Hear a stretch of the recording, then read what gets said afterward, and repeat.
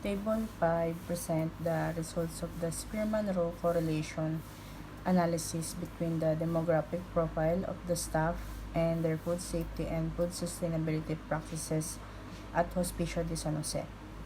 For the relationship between the demographic profile and food safety practices, the correlation coefficient is negative 0.049 with a p-value of 0.385, which is greater than the 0.05 significance level.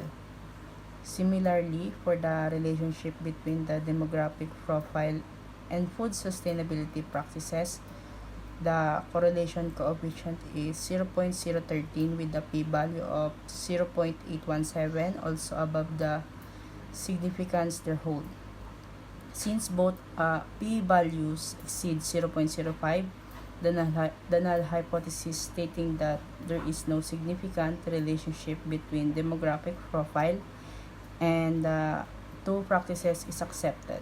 This indicates that there is no statistically significant relationship between the staff's age, gender, or experience and their food safety or sustainability practices. The finding leads to the inference that food safety and sustainability initiatives are maintained constitutively in various demographic regions of Hospicio de San Jose. Whether they are young or old, men or women, or have a short or long experience, that the staff shows no significant differences as far as their engagement is sustainable and safe food handling practices is concerned.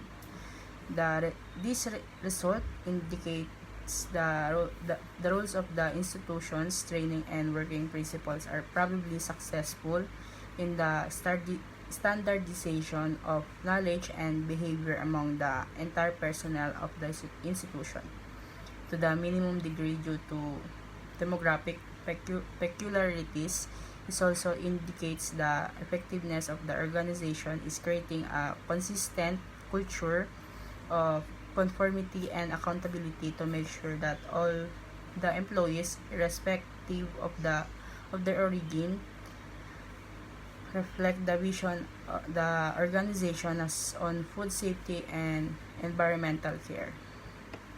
Furthermore, even though demographic might not greatly affect practice, ongoing education and reinforcement are always essential to ensure the same has been the case to acquire any arising challenges both in the food safety and sustainability.